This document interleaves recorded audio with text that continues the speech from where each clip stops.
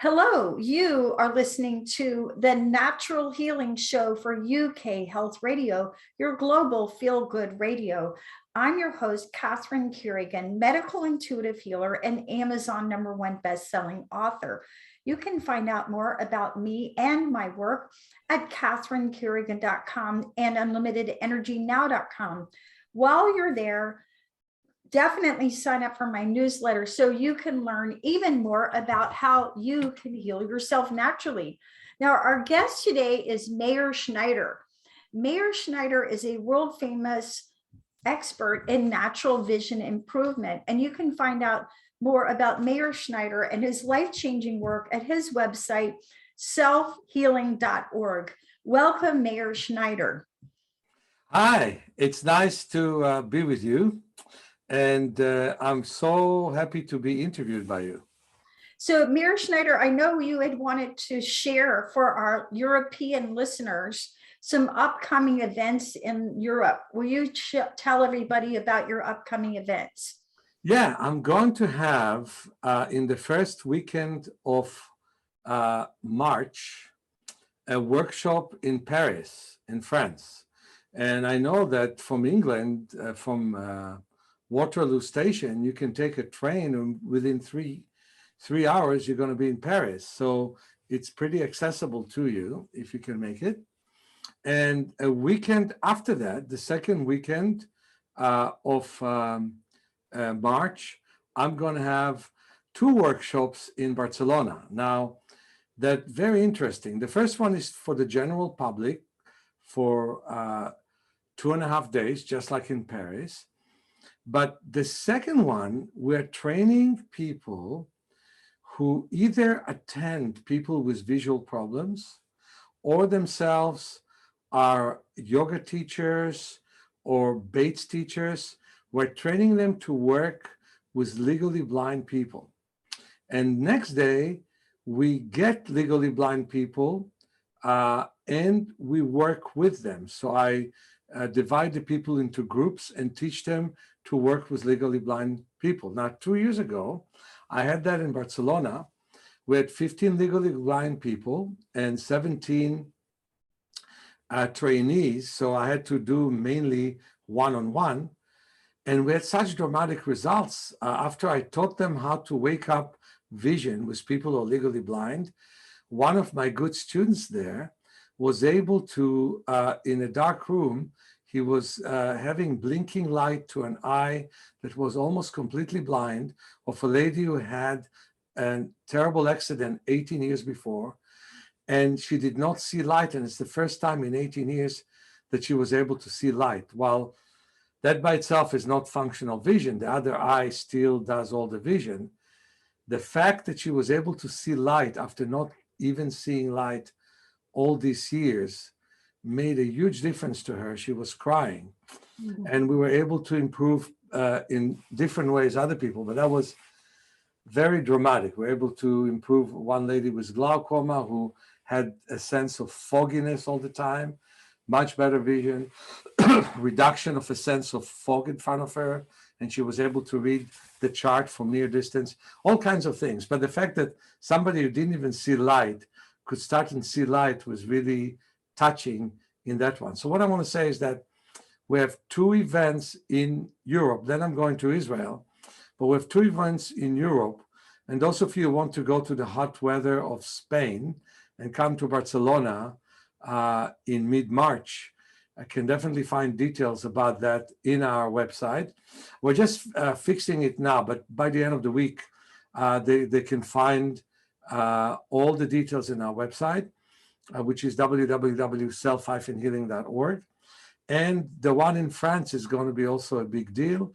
And I'm really looking forward. I had one in France in Nimes, near Marseille, a couple of months ago, and it was very, very nice. All right. Now, Meir Schneider, you're widely accepted as a world-leading expert in natural vision. I'd like to start with a philosophical question, as it will.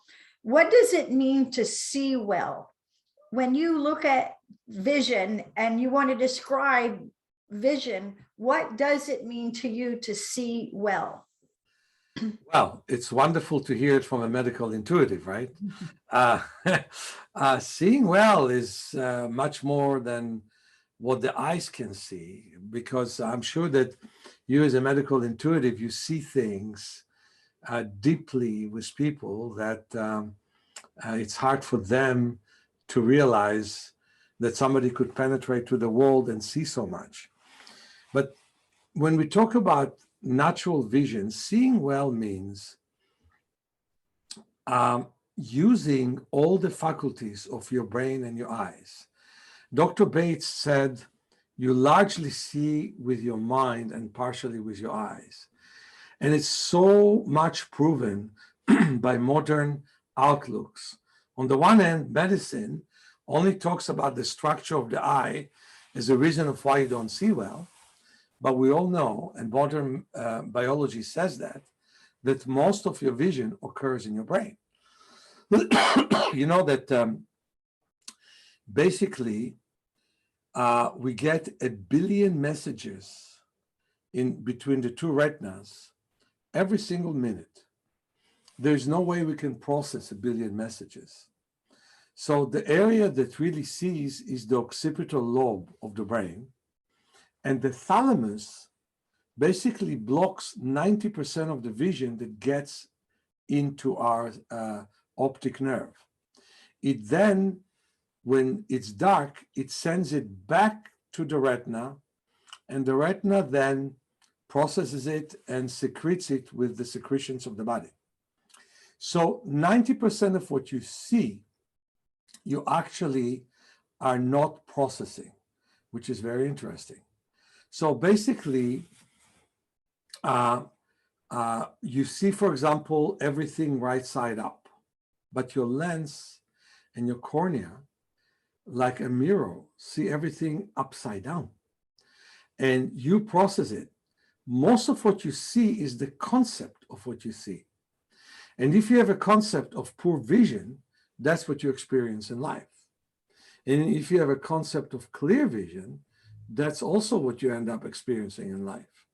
And that's how you can explain a case like mine, where I was born with cataracts and I had unsuccessful surgeries, and 99% of my lens is scar tissue. And with small bits and pieces of my lens, I was able to build up from 1% of vision, where I saw basically halos with no good understanding. From 1% vision, I was able to build up 70% vision, where today I read, write, and drive. And I can tell you the DMV hesitated to give me my license. So they tried me on the freeways, they tried me on night vision. Finally, they gave up and gave me full unrestricted driver's license, which I'm holding already for 40 years, basically. So what I want to tell you is that vision has many, many meanings to it. For example, I do believe that there's intuitive vision. Many people that work on the eyes develop their intuition to a great extent. Sometimes I almost know who is going to call me on the line. But that intuition is nothing that I can talk about in every medium. What I'm working with is the simple exercises of strengthening the eye, strengthening the optic nerve, strengthening the visual system. So I would say that vision includes all the colors that you can see. And I know it from people who, for example, have limited color perception. It includes a sense of light. So for example, when you tell me you're light sensitive, and I'm sure that many people among your audience are light sensitive, basically what you're telling me is that you're not accepting all the light that you actually can accept. Because for 2 million years, humans were able to adapt to the sun. For some reason, now that so many people wear sunglasses and are indoors, they're not adapting even to a gloomy day when there is no sun. And you could see even people in gloomy day walking with sunglasses. So yeah, you wear sunglasses if the road is too bright. You wear sunglasses if you're driving into a sunset or sunrise, but most of the time you shouldn't be wearing them. And if you wear them, they should be weak sunglasses because you want your pupils to constrict. So accepting the light, accepting the dark, seeing fully and seeing clearly, it was what vision is. And I think that because medicine have decided that eyes cannot improve in any way, then they have really stopped us from developing our vision to its maximum capacity. And we can end up seeing without glasses. We can end up improving from legal blindness.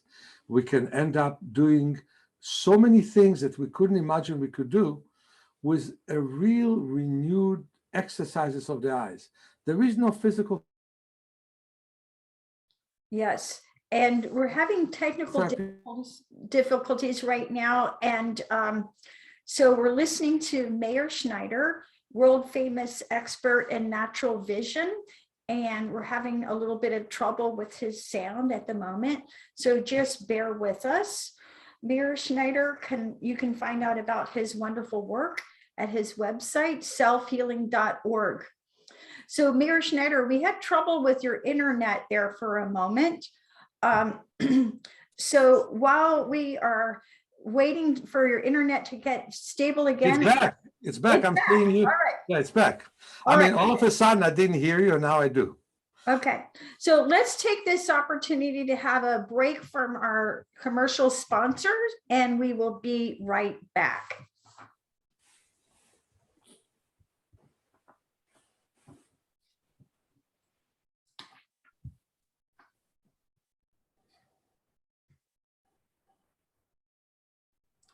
So Meir Schneider, many people refer to our third eye as our center of inner vision.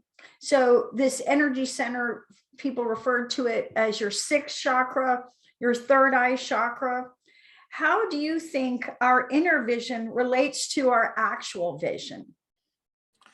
It's a very interesting question. You know that they're saying that the fish has an eye in the center, and it calcified, and of course the forehead is above it.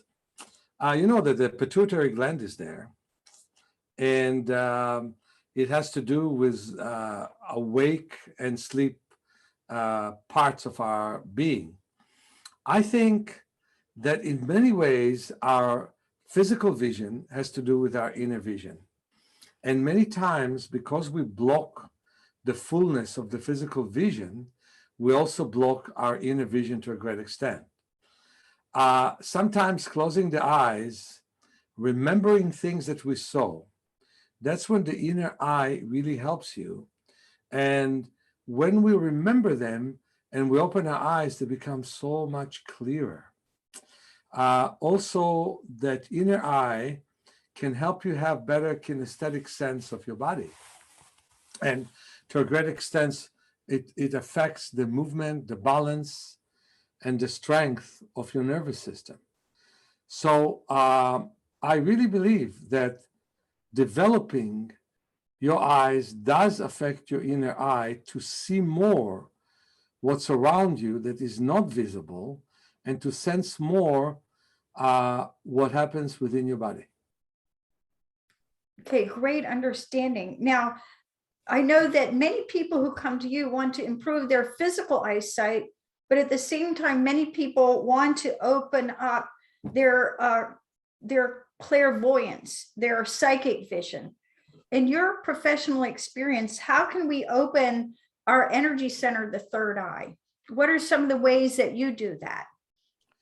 Well, first of all, pay attention to the stress that people go over in normal life. We have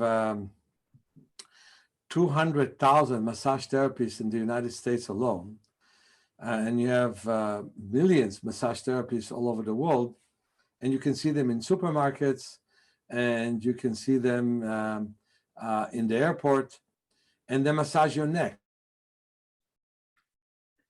Yes, and we are. And that, what? Go ahead. And that stiff neck, to a great extent, is a result of several things.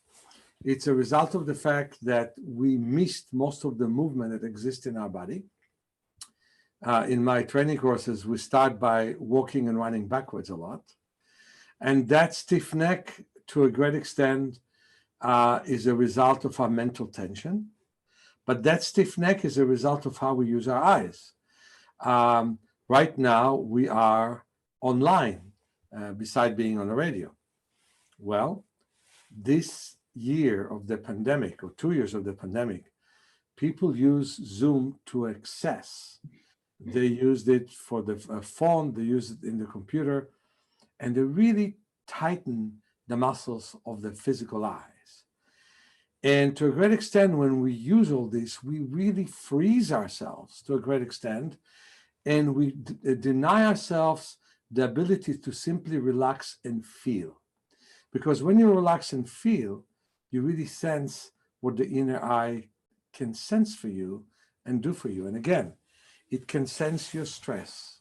It can help you relax. It can help you see better, and it can help you move better. It can help your immune system. It can help your sleep and wake patterns. It can help many, many things.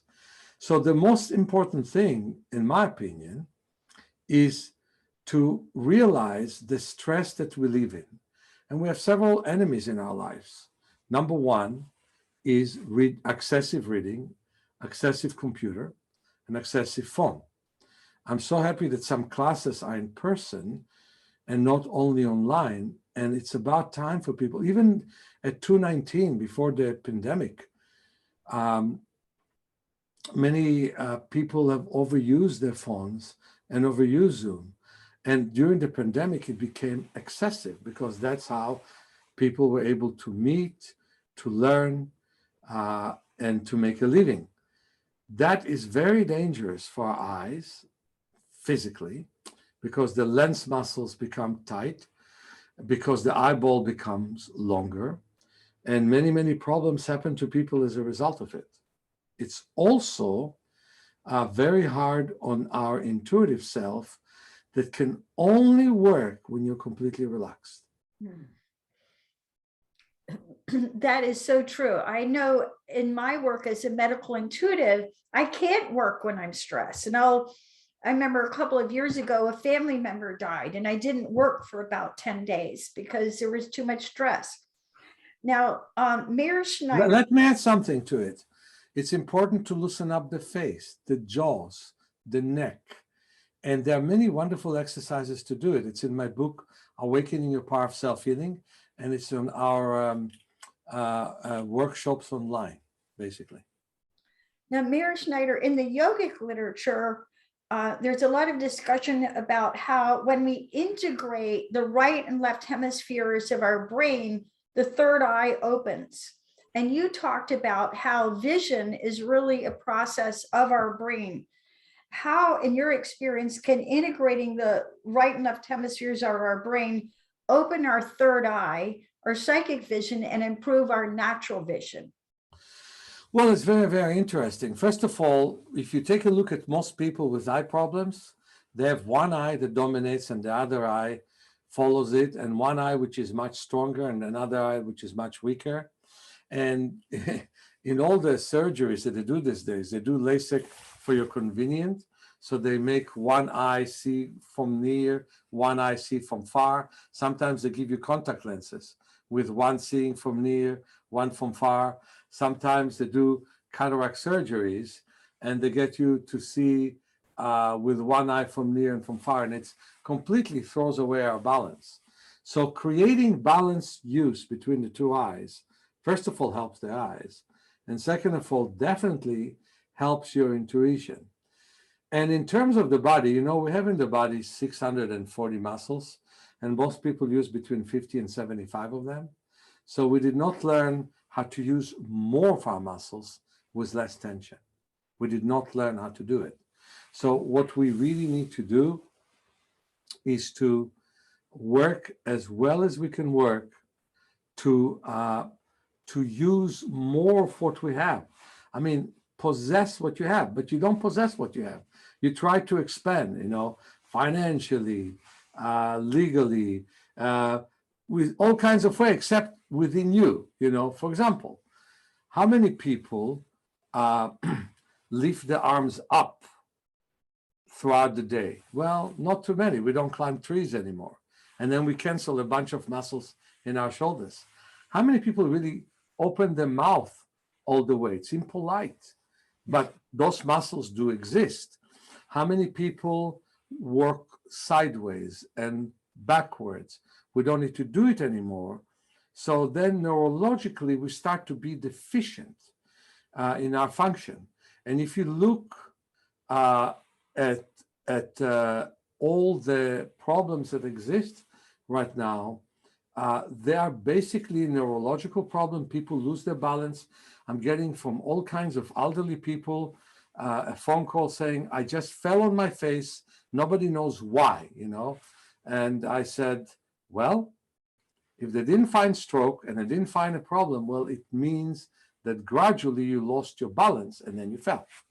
So I think it is so important for us to start and work with our body in a respectful way. The way you don't respect your body is by repeating the same thing again and again.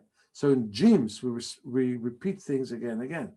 Walk backwards, walk sideways, learn about movements that you lost, or movements that you used to have, or movement that you never developed, and start and work with them. That's what I do on the floor every day for 45 minutes on a regular basis, learning what am I not doing normally, so I will start and do it. And the result is that everything becomes lighter and easier to do, including sensing, including feeling, including responding to the world. Now, Meir Schneider, you brought up the issue of balance, which has to do with proprioception. How much of our balance, our ability to stay upright, like you said, not fall down, to stand on one leg like we do in yoga, and to, maintain our balance so if we start to trip, we don't fall. How much of our balance relates to our vision? Big time, because, if you take a look at myopic people, they tend to move the head forwards. You take a look at presbyopic people who are myopic, I mean, people who are nearsighted. You look at presbyopic and their chest is forwards and their head is backwards.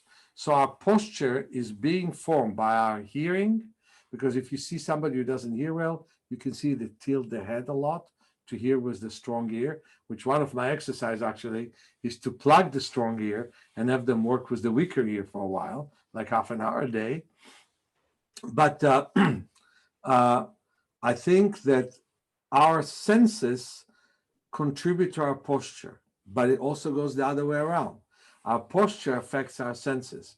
I had once a lady who came to me with a high myopia, very severe nearsightedness, but she was also hunched back. And as soon as I straightened her back, her vision became way better. She saw things she did not see throughout all of her childhood and adolescence. So whatever we do with to create balance in our senses and in our body affects every part of our being, basically. Now, as you know, many people project out into the world what they think they see. And I know I've done this many times myself. I see something and I think I know what it says, and then I read it and I was wrong. And the spiritual text, A Course in Miracles, talks about this, that we project out in the world what we think we see. How, in your opinion, can we stop the habit of projecting what we think we see and actually see the world as it is? Isn't that interesting that you're asking that question? It's the full practice of meditation and Zen, as far as I know. But it's actually, I would say, that the practice of eye exercise is like the Zen of Seeing, because we pay attention to details, okay? So, my name is Meir, which means giving light. And that's the name of my book in Hebrew, giving light to the eyes, basically. Meir Enaim, they call it. So the point is, when you look at details, you activate the most important part of your retina, which is called the macula lutea. The macula sees perfectly. It sees details, but it's only 1.5% of your total retina. And if you keep looking and not just going with the memory of what you used to see, or the projection, or the thought of what you used to see, then you'll see what's exactly there. Once you see what's exactly there, you have an intuition to see things more in depth. But the guesswork normally doesn't work. What works is the presence, so to speak. And that's just so important. That's why I'm on my floor, except for this morning when I had to wake up and be interviewed by you, and I'm so happy I've done it. But normally I am on the floor, stretching, feeling my body before I'll take a long walk in the park or before I have to go to work. And I start to feel, what am I not moving in my body that needs movement? And the sense of satisfaction when you start to feel more and move more is immense. This is how I developed my method from adolescence, because I used to go to the beach of Tel Aviv, and many people just went there to swim, but I would lie on the sand. I didn't even take a towel with me. I would lie on the sand and I would start to move intuitively. And about 40 minutes into the movement, I said, that's an amazing movement that I'm doing. And at that time, I was very flexible. I was 17 and 18 and 19. Now there's not as much flexibility as that at the age of 67, but there is enough flexibility that as I move, I feel. And as I feel, I respond to what I feel. And as I respond to what I feel, I start to mobilize things in my body that need moving. And that's why that's the real solution into excessive pill taking. People should not take pills. If you have a headache, be with the headache and learn what's the reason and work on it, right? For example, if you have a tumor, take care of that. But if you don't, which is in 99.9% of the cases, then feel the stress that you have, whether in your digestion, whether in your neck, whether it is in your mind. Feel it all. Move. Movement will bring it up. Movement will wash it away. And that's why I think it's so important to work with my book, Awakening Your Power of Self-Healing, because the very first chapter talks about breathing. Then we talk about circulation, the second chapter. Then we talk about joints. Then we talk about the spine. Then we talk about the nervous system. And then we talk about vision and self-massage. And then we talk about specific issues. You have such wealth of knowledge when you start to work on your body step by step in improving your breathing, improving your movement, improving the sense of life. And then, first of all, there's a sense of peace, because life is always full of trouble. Believe you me, no matter what you'll do in life, there'll always be a trouble to deal with. So the first thing that you need to do is to be peaceful within you. And there should be a moment like that in everybody's life. The problem of taking a vacation is you take yourself with you. So the thing to do is to have a bigger self within you that deals with everything. Great information. And now we're going to take a short break from one of our commercial sponsors.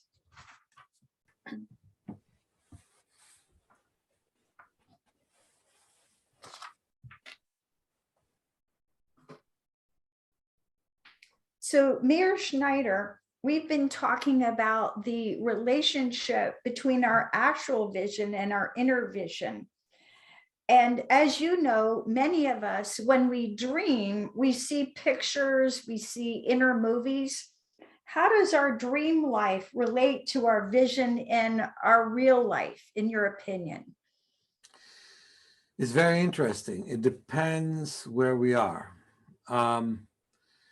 I think the dreams are very important because they wash away the day before and they help you to start a new day renewed, happy, and capable. That's what I could say about our dream life. It's such an important part of our life. Often we dream things that bother us. We are bothered by things that we saw, a movie that we saw, an interaction that we had. Another thing is we often dream unrealistic dreams. So, for example, I know that if a person who's in the wheelchair dreams that they're going to walk, I know that they will have a hard time walking. Because truth is that when you work on somebody in the wheelchair, that's where they are. They're immobile. And so if we work on a little bit more mobility, and then a little bit more mobility, and then a little bit more mobility, we can get them out of the wheelchair. When they jump the gun and think about something way greater, the mobility doesn't come. But same thing is true about every part of our life. Our dream can be a good guide to us. And that is if they are realistic and they're giving us some sense of life, some advancement in life that we haven't felt, but they have to be really realistic for us, basically. And so that's true about our sleep, and that's true about our waking moment. Now, you, Meir Schneider, have talked about many of us. By the way, Catherine, I would love it if you called me Meir. Meir, okay. And please forgive my poor pronunciation. I don't care. I just want you to know that as far as I'm concerned, we're friends, and my first name is good enough. Okay.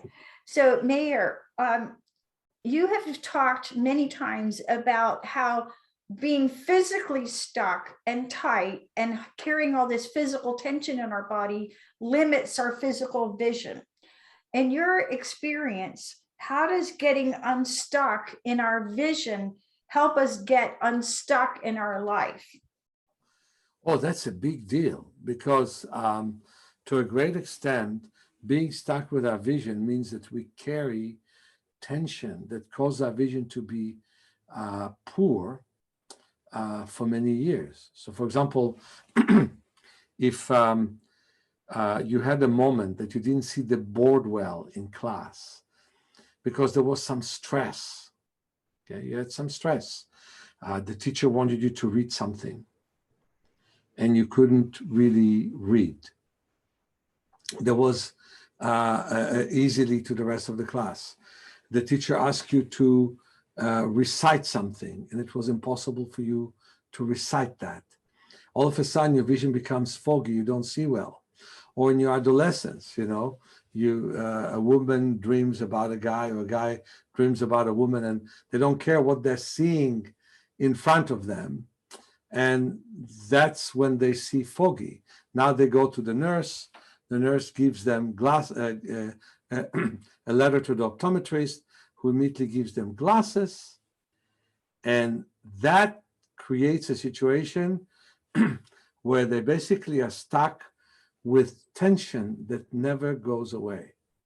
If you work on your eyes and you improve your vision, you take away the original tension that caused your problem. Now, sometimes I suggest for people to write a journal, because as they work on the tension that they have, that they carry throughout their life, they all of a sudden can be stuck because the tension is so strong inwards that it doesn't easily come outwards.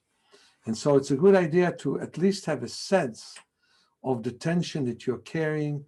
Sometimes it's good to know why you're carrying it, and and release yourself from that tension so you can really get your eyes better. So normally the way it goes is you improve your vision, you then feel the tension that held it back, you overcome the tension, and then you're able to improve your vision much further. So those things really go hand in hand. We're a whole being, you know. Now, Meir, you've talked about how your vision exercises in your personal experience have opened up your psychic vision. Is that because you think your exercises that you develop for natural vision improvement open energy centers that were closed before? Well, the moment that you take a look at my condition, where I had a terrible nystagmus where my eyes would move involuntarily from side to side and up and down. I would not be able to focus on anything. And the stress around it, that definitely was a predominant part of my life. And the moment that the nystagmus slowed down and there was less stress, I was able to have much more vision. I kind of feel that when I was at the age of 17, a few months after I started to work with myself, I had my second birth. As more light came, and instead of having the dark lenses that I used to wear, I was either without glasses or with clear glasses, and I absorbed much more of the world and with much great happiness. So in a way, as you start to improve your vision, there's a sense of acceptance, and I would say almost second birth that you can have as a result of that acceptance of the world. Meir, how do you use your intuition in your life and work? It's a personal question. So when I work, and especially I'm using my intuition well in the work itself, I need to have a sense what is that is going to bring a change in the person that I'm working with. And it's not always the same thing. Sometimes it's loosening their neck. Sometimes I found that body work is so powerful because when it's done right, it gives a person of relaxation and acceptance. I remember working on one wonderful lady who started to have glaucoma and high myopia, which means the eyeball became very, very long. And we improved her vision to some extent. And then as I put her in the hot tub, and then after that did with her real good body work, I hate to call it massage because massage is kind of entertainment. No, it was really a touch that woke many things in her. All of a sudden she said, you know what? I lost a child 2 years ago, and ever since then, my vision deteriorated. And then I was trying to talk to her that, okay, she lost a child, but the spirit is with her, and the child is with her in many ways. And we started to talk about it, but I had the opportunity to do it because all of a sudden her insight started to be what was her occurrence that caused that problem. I'll never forget it. I worked on somebody who was hunched back. So him and I had a working theory that because he was very tall, he would look down and then his back was hunched. But after the 8th session, it took me 8 sessions, I worked with him twice a week. All of a sudden, I heard like a pop in his back, like his connective tissue have opened up, and you heard a crack, even though I didn't do a chiropractic thing, but I worked, and all of a sudden the back cracked, and he had a vision. And his vision was, and he was then 47, that when he was 16 years of age, he was playing ball with sticks in the streets of New York. And a police car stopped, and the sergeant did not like his friend. So he went, took his friend's stick and broke it on his friend's back. His friend became a criminal and went to jail. And he had a sense of tension that I broke in that moment.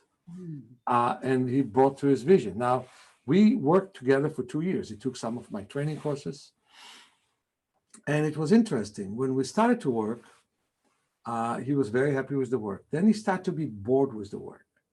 But then I learned he's also bored with his wife, bored with the work he's doing. I said, well, this is a tension which is within you that now you're experiencing. And when we finished working, he felt that his character changed. He used to have a fit when things did not work his way, like missing a bus or something doesn't work out. It was very, very hard on him. And all that fit disappeared for him. So it was very interesting that when there is a change in your body, when there's a change in your eyes, things change. And that's why it's so important that I really like to train, and I don't have enough trainees in my work, so people can really help people create big changes. Because touch that is aware of movement, that's the main thing, that you sense a movement that you want to create in another person's body, whether it's a child, a man, a woman, an old man, an old woman, the movement that they were lacking in their life and the movement that they have to start and wake up in their life becomes one of the most important things for them. And then when they wake it up, their life is never the same. They're waking up to a whole new life where more of them is functioning. Now, Meir, as you know, many people suffer from seasonal affective disorder, also known as SAD, and that can be treated by light.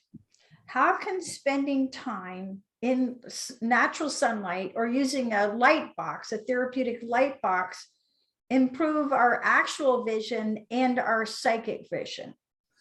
Well, I want to tell you that I'm a man of nature and I don't like light boxes.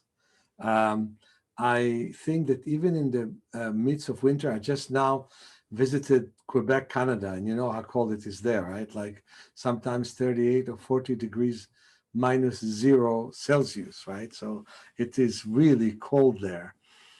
And still, I must say, I wore 3 sweaters and 2 shirts and gloves and a hat and sometimes 2 hats and long johns and underwear and sport pants and regular pants, 3 socks and boots, but I still would go out.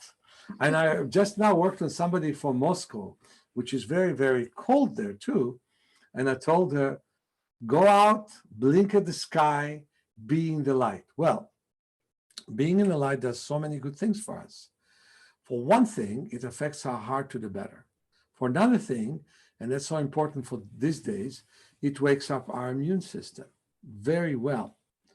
And so we need dark at night, and I believe in double curtains, but also it's nice to walk sometimes at night outside of the city if it's not dangerous. To walk at night, I normally have night walk in the park in our classes. So it's very nice to walk at night.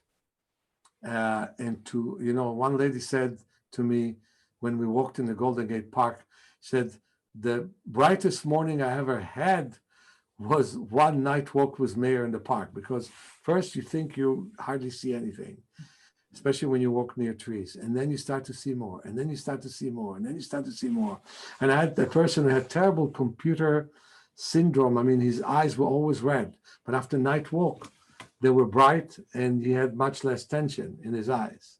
So what I want to say is that we need the dark, but we also need natural light. And I'm telling you, I'm here very different than all Bates teachers who say that you can actually have good light in the dark. No, natural light. That's where we need to be. The sun should not bother you. If it bothers you, you should do the exercise we teach you so it won't bother you. For example, that you close your eyes, you face the sun, and you move your head all the way from side to side as you face the sun, from shoulder to shoulder, and you slowly, slowly wake up the eyes. By the way, I'm releasing soon a new video. I mean, if you look at my classes, they're pretty long because I have so much to teach. But I was talked into doing something short. So the shortest I could do is 40 minutes, a video on myopia, on nearsightedness. So whether you have nearsightedness, or whether your son has nearsightedness, your grandson, your granddaughter has nearsightedness, get them the video, because it could make a very big difference if they're diligent. And I don't like videos in a way because you have to look, so don't look all 40 minutes.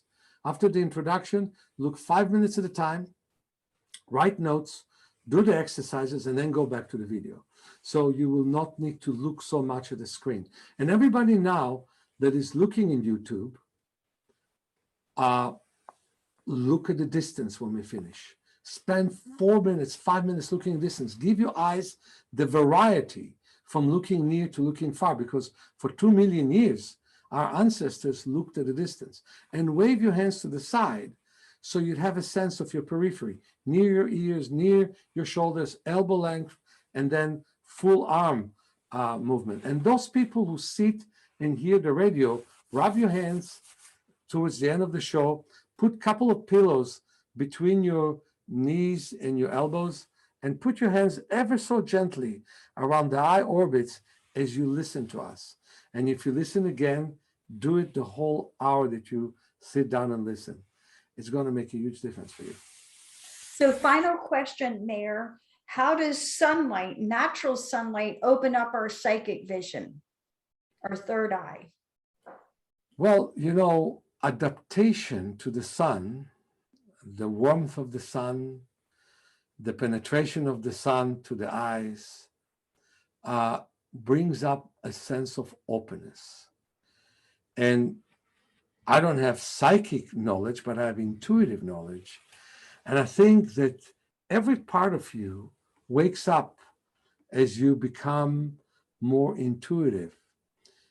Because what happens is you're relaxed and you allow the sun to penetrate. So again, as I said, it's good for your immune system, it's good for your heart, it's definitely good for your retina. And it really opens you up to accept life rather than to fight life. And the way that you accept life is that you take from the outside what's to the inside. That is what's so important for you. So that's what I wanted to basically give as a message. Now, can I tell you a joke? Absolutely. So one psychic meets a friend of his and tells him, I know how you're doing. Could you please let me know how am I doing? You've been listening to the Natural Healing Show for UK Health Radio. I'm your host, Catherine Carrigan, medical intuitive healer, Amazon #1 bestselling author. You can find out more about me and my work at catherinecarrigan.com and unlimitedenergynow.com. While you're there, definitely sign up for my newsletter so you can find out more about how you can heal yourself naturally. Our guest today has been Meir Schneider. You can find out more about Meir Schneider and natural vision improvement at his website, self-healing.org. And remember, you can heal your vision naturally. And as you open your inner vision, your natural vision will improve. Thank you so much for listening, and we'll see you next time.